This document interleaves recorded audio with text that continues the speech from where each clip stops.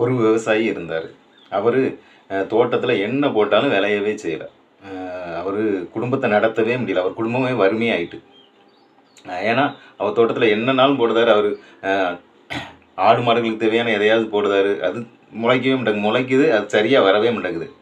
அதே மாதிரி தான் குடும்பம் உயர்றதுக்கு முன்னேறுவதற்கு தேவையான எதையாச்சும் ஒரு விவசாயத்தில் அதில் போட்டு பார்க்குறாரு. அவர் போட அதில் ஒன்றுமே விளைய மாட்டேங்குது. அவர் ரொம்ப சோகமாயிட்டார். ரொம்ப சோகமாகி என்ன செய்யணும் அவர் கடவுளை பார்த்து வேண்டிக்கிட்டே இருக்கார்.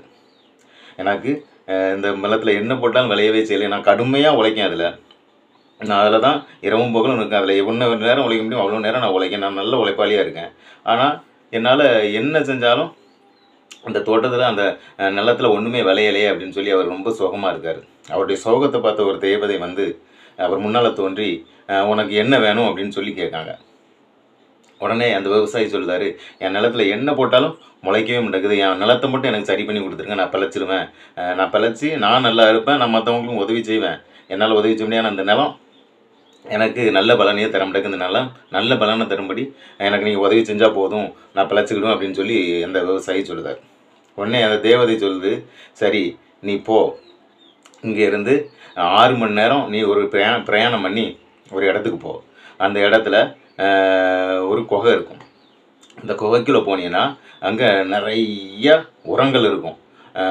உன் நிலத்துக்கு தேவையான உரங்கள் சிகப்பு கலரில் இருக்கும். நீ அந்த உரங்களை உனக்கு தேவையான அளவுக்கு எடுத்துக்கோ.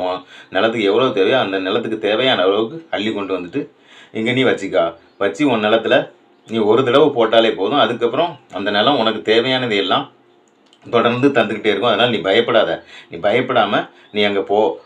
ஆனால் ஒரு கண்டிஷன், நீ போகும்போது இடையில எங்கேயும் நிற்கக்கூடாது, எதையும் பார்க்கக்கூடாது. நேராக அந்த குகைக்கு தான் போகணும். அந்த குகைக்கு போய் தண்ணி எதுவுமே சாப்பிடக்கூடாது. 6 மணி நேரம் ஆகும். நீ அங்கே போய் குகையில் போய் அங்கே உனக்கு தேவையான தண்ணியோ ஆகாரமோ இருக்கும், அங்கே நீ சாப்பிட்டுக்கலாம். அப்புறம் வரும்போது நீ வேறு யார்கிட்டையும் பேசக்கூடாது, நீ வேறு எதையும் பார்க்கக்கூடாது, வேறு எங்கேயும் நிற்கக்கூடாது, நேராக இங்கே வந்துடணும் அப்படின்னு சொல்லுதார். அப்புறம் அவனும் அதே மாதிரி போகிறான். இல்லை யார்கிட்டையும் பேசாமல் கவனமாக இருந்து போகிறான். எங்கேயும் யார் குறுக்க வந்தாலும் யார்கிட்டையும் கவனிக்காமல் அவனுக்கு ஒரே நோக்கம் இருக்குது, அந்த இடத்துல போய் நம்ம தேவையானதை எடுத்துகிட்டு வரணும் அப்படின்னு சொல்லி அவன் அந்த உரத்தை எடுக்கிறதுக்காண்டி குகையை பார்த்து போகிறான். அவன் நண்பர்கள்லாம் வந்து கேட்குறாங்க, போயிட்டு இருக்கும்போது எங்கே போகிறா, வண்டியெல்லாம் ரெடி பண்ணிவிட்டு அப்படின்னு சொல்லி கேட்காங்க.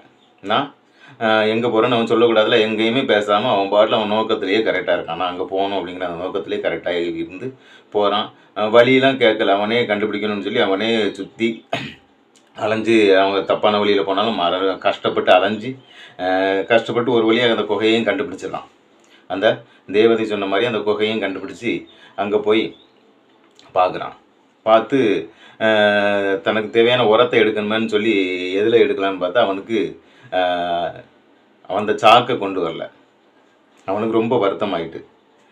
நம்ம கஷ்டப்பட்டு வந்தோம், அப்போ வண்டியில் எவ்வளோ எடுக்க முடியுமோ அவ்வளோதானே எடுக்க முடியும். நம்ம சாக்கு கொண்டு வந்திருந்தா சாக்கில் நிறையா பிடிச்சி கொண்டு போயிருக்கலாமா அப்படின்னு சொல்லி அவன் ரொம்ப கஷ்டப்பட்டான், ரொம்ப வருத்தப்பட்டான். அப்புறம் அதில் இருக்க அந்த இதை வண்டியில் எவ்வளோ ஏற்ற முடியுமோ அவ்வளோ ஏற்றிட்டு கொண்டு போய் அங்கே வீட்டில் கொண்டு போய் அவன் நிலத்தில் அதை போட்டான்.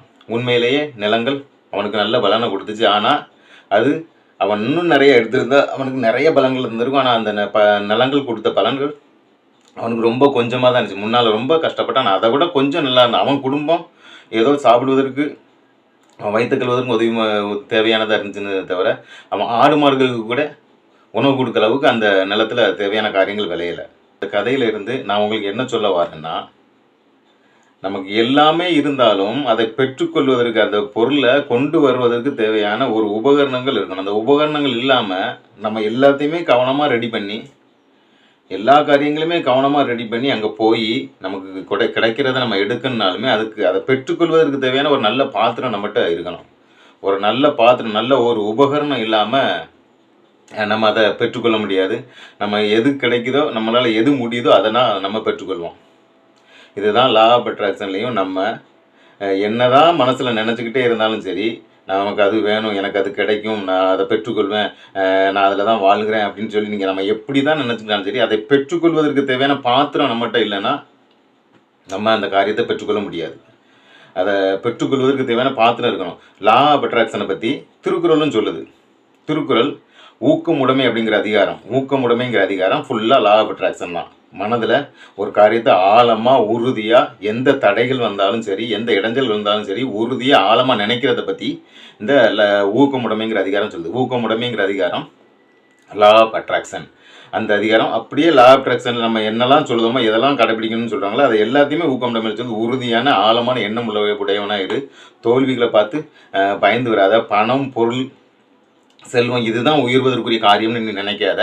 உனக்கு உறுதியான எண்ணம், அந்த எண்ணம் தான் நீ உறுதியாக உயர்வதற்குரிய காரணமே தவிர பணம், பொருள், செல்வம் இதெல்லாம் உயர்வதற்குரிய காரணம் இல்லை அப்படின்னு சொல்லி அந்த ஊக்கமுடைமை சொல்லுது. ஆமாம், அது ஒரு உயிர் மாதிரி. ஆனால் அந்த ஊக்கமுடைமைங்கிற அதிகாரத்திலே அந்த உயிர் மட்டும் போதும் ஒரு காரியம், நம்ம நினைத்த காரியத்தை பெறுவதற்கு அப்படின்ட்டு சொல்லலை. உயிர் மட்டும், அது உயிர் மாதிரி. அந்த லா ஆஃப் அட்ராக்ஷன், அந்த ஊக்கமுடைமை அப்படிங்கிறது ஒரு உயிர் மாதிரி. ஒரு காரியத்தை பெறுவதற்கு செல்வமே தேவையில்லை உண்மையிலே. அதை தான் இந்த ஊக்கமுடைமை அதிகாரத்தின் அந்த உறுதியான எண்ணம் இருந்தாலே போதும் அப்படின்னு சொல்லுது. அது ஒரு உயிர் மாதிரி. ஆனால் அந்த திருக்குறளில் இன்னும் 3 அதிகாரங்கள் தொடர்ந்து வருது. அதுதான் உடல். அந்த உடல் இல்லாமல் உயிர் மட்டும் இருந்து நம்ம தேவையான காரியங்களை பெற்றுக்கொள்ள, ஒரு பாத்திரம் இல்லாமல் நம்ம ஒரு பொருளை பெற்றுக்கொள்ள முடியாதுங்க போல அந்த உயிர் மட்டும் இருந்து, அந்த உறுதியான எண்ணம் மட்டும் இருந்து, அந்த உடல் இல்லைன்னா நம்மளால் கண்டிப்பாக நம்ம என்ன நினைக்கிறோமோ, நம்ம உறுதியாக என்ன தான் ஆயுள் முழுவதும் இருந்து நம்ம அதை நினச்சிக்கிட்டே இருந்தாலும் நம்ம நினைச்ச காரியத்தை பெற்றுக்கொள்ளவே முடியாது. அந்த உடல் வேணும். அதை பெற்றுக்கொள்வதற்கு தேவையான உடல் வேணும். உயிர் ஊக்கமுடைமை. உடல் அப்படின்னா அது ஆள்வினை உடைமைங்கிற அதிகாரத்தில் இருக்குது. இப்போ நம்ம 1 கோடி வேணும் அப்படின்னு சொல்லி நம்ம நினைக்கிறோம்னு வச்சுக்கோங்களேன். 1 கோடி வேணும் அப்படின்னு சொல்லி நம்ம இந்த பிரபஞ்சத்தை கேட்குறோம். லா ஆஃப் அட்ராக்ஷனை பயன்படுத்த நினைக்கிறோம். நமக்கு 1 கோடி வேணும். எடுத்துக்காட்டு சொல்லுங்கள், நீங்கள் என்ன வேணாலும் நினச்சிருக்கலாம், உங்கள் மனசில் என்ன வேணாலும் இருக்கலாம். இப்போ 1 கோடி வேணும் அப்படின்னு சொல்லி நீங்கள் நினைக்கிறீங்க. அதையே நினச்சிக்கிட்டீங்க, எனக்கு 1 கோடி வேணும், எனக்கு 1 கோடி வேணும் அப்படின்னு சொல்லி அதை உறுதியாக ஆழமாக நினைக்கிறீங்க. அது உயிர், அது தேவை. அது இல்லாமல் கண்டிப்பாக முடியவே முடியாது. அது வேணும். ஆனால் அந்த உயிர் வேணும். ஆனால் நீங்கள் அதை 1 கோடி உங்கள்கிட்ட இப்போ எப்படி நீங்கள் வரும்னு நினைக்கிறீங்க? நீங்கள் தூங்கிக்கிட்டு இருக்கும்போது உங்கள் வீட்டில் இருந்துக்கணும் அப்படின்னு நீங்கள் நினைக்கிறீங்களா? இந்த பிரபஞ்சம் உங்களுக்கு நீங்கள் தூங்கிக்கிட்டே இருக்கும்போது உங்கள் வீட்டில் பீரோவில் கொண்டு வந்து அந்த 1 கோடியை வச்சு விடும் அப்படின்னு சொல்லி நீங்கள் நினைக்கிறீங்களா? உங்களுக்கு தேவையான அந்த உழைப்பை, உங்களுக்கு அந்த 1 கோடியை பெற்றுக்கொள்வதற்கு தேவையான அந்த தகுதியை எல்லாம் அந்த பிரபஞ்சம் உங்களுக்கு தரணும்ல. அதை தான் அந்த பாத்திரம்னு சொல்லுங்கள். அந்த 1 கோடியை பெறுவதற்கு தேவையான தகுதி, அந்த 1 கோடி நீங்கள் அப்படி ஒருவேளை அதை தந்தாலும் உங்கள் பீரோவிலே கொண்டு போய் அதை வச்சுட்டு வந்தாலும் நீங்கள் அதை எப்படி மெயின்டைன் பண்ணி முடியும்? உங்களுக்கு அதுக்கு மெயின்டைன் பண்ணுறதுக்கு தேவையான தகுதியே இருக்காதுல்ல. அந்த தகுதியே இல்லாமல் உங்களால் எப்படி மெயின்டைன்? உழைப்பு கண்டிப்பாக அவசியமானது. நம்ம லா ஆஃப் அட்ராக்ஷனில் அந்த 1 கோடி நமக்கு தேவைன்னு நினச்சோம்னா அதுக்கு தேவையான உழைப்பு என்னங்கிறதும் நமக்கு தெரியணும். அந்த ஆள்வினை உடைமையில் அந்த உழைப்பு, அயராத உழைப்பு, நிலையான உழைப்பை பற்றி சொல்லுது. நிலையான உழைப்பு நமக்கு என்ன வேணும்னு நம்ம நினைக்கிறோம், அதை பார்த்து ஒரு நிலையான உழைப்பு இருந்தாலே ஒழிய, அந்த உடல் இருந்தாலே ஒழிய அந்த உயிரால் மட்டும் உங்களுக்கு நினைத்தது கண்டிப்பாக கிடைக்கவே கிடைக்காது. உயிர் மட்டும் கிடைக்கவே கிடைக்காது. அந்த அந்த உறுதியான எண்ணம், அந்த ஆழமான எண்ணத்தை மட்டும் வச்சு ஒன்றும் செய்ய முடியாது. நீங்கள் கண்டிப்பாக உறுதியான நல்ல நிலையான ஒரு உழைப்பு நகரங்கள் இருக்குது. ஒரு நகரம் செழிப்பான நல்ல உயர்ந்த செல்வாக்குடையவர்கள் இருக்கிறாங்க, நல்ல தொழில் செய்கிறவங்க, வாணிகம் செய்கிறவங்க இருக்காங்க. இன்னொரு பக்கம் ரொம்ப ஏழ்மையான மக்கள் இருக்காங்க. 2ம் இடத்துல பக்கத்தில் இருக்குது. ஒரு பக்கம் நல்ல உயர்ந்தவங்க இருக்காங்க, இன்னொரு பக்கம் ரொம்ப தாழ்ந்தவங்க இருக்கிறாங்க. இந்த தாழ்ந்தவங்கெல்லாம் நினைக்கிறாங்க அந்த உயர்ந்தவங்க இருக்கிறாங்கல்ல அவங்களெல்லாம் நம்ம அடித்து அவங்ககிட்ட இருக்க பொருள்லாம் பிடிங்கி நம்ம வச்சுக்கிட்டோம்னா நம்மளும் உயர்ந்துருவோம் அப்படின்னு சொல்லி நினச்சி அதை ஒரு இரவோட இரவாக ஒரு நல்ல நாள் பார்த்து அங்கே உள்ள பொருட்களை எல்லாம் அடித்து உடச்சி தங்களுக்கு தேவையான எல்லாவற்றையும் கவர்ந்து இங்கே வச்சுக்கிறாங்க. அடுத்த நாளே, ஒரு இரவுக்கு அடுத்த நாளே இந்த யார் உயர்ந்திருந்தாங்களோ அவங்கக்கிட்ட பொருட்களே இல்லாமல் தாழ்ந்த நிலைக்கு போகிறாங்க. யார் தாழ்ந்து இருந்தாங்களோ அவங்க செல்வந்தர்களாக பொருட்களுடையவங்களாக இருக்கிறாங்க. இது அப்படியே ஒரு 2-3 வருடங்கள் அல்லது 4 வருடங்கள் தான் போச்சு. அப்புறம் மறுபடியும் நம்ம அதே இடத்த பார்க்கும்போது யார் மற்றவங்ககிட்ட பொருளை பிடுங்கினாங்களோ அவங்க மறுபடியும் தாழ்ந்து தான் இருக்கிறாங்க. ஆனால் யார் உயர்ந்து இருந்தாங்களோ அவங்க நல்லா உயர்ந்துக்கிட்டாங்க. இப்போ யாரும் அவங்கள தாக்காத மாதிரி அதுக்குரிய அமைப்புகளையும் ஏற்படுத்தி வச்சுக்கிட்டாங்க.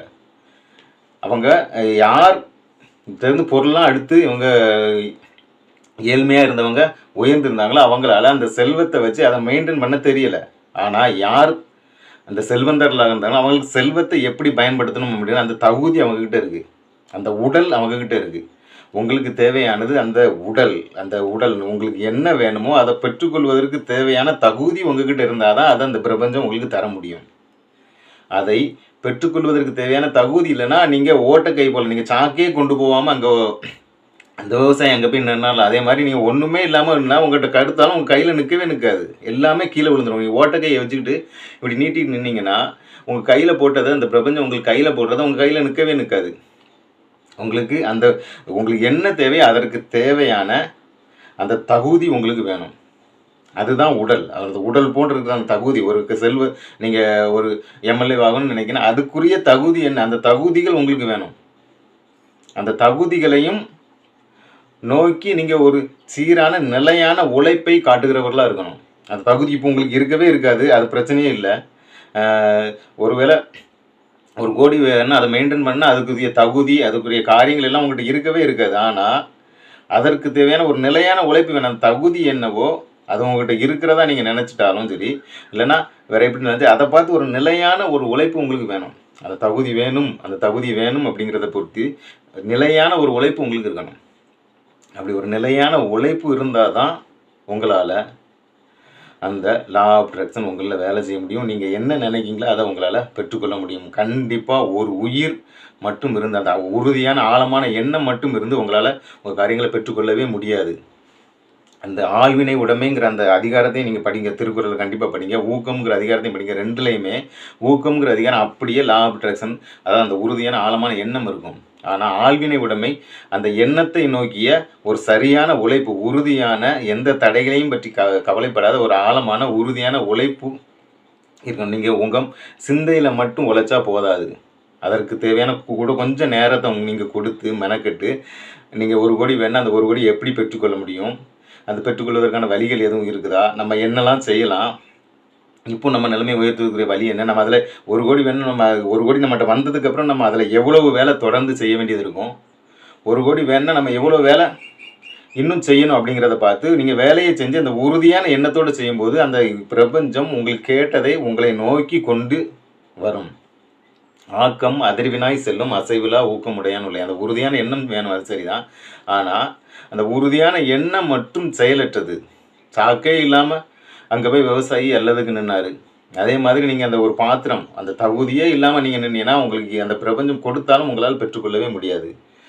உங்களுக்கு அந்த உறுதியான நிலையான உழைப்பு வேணும். உங்களுக்கு என்ன தேவை அப்படின்னு சொல்லி நீங்கள் அதில்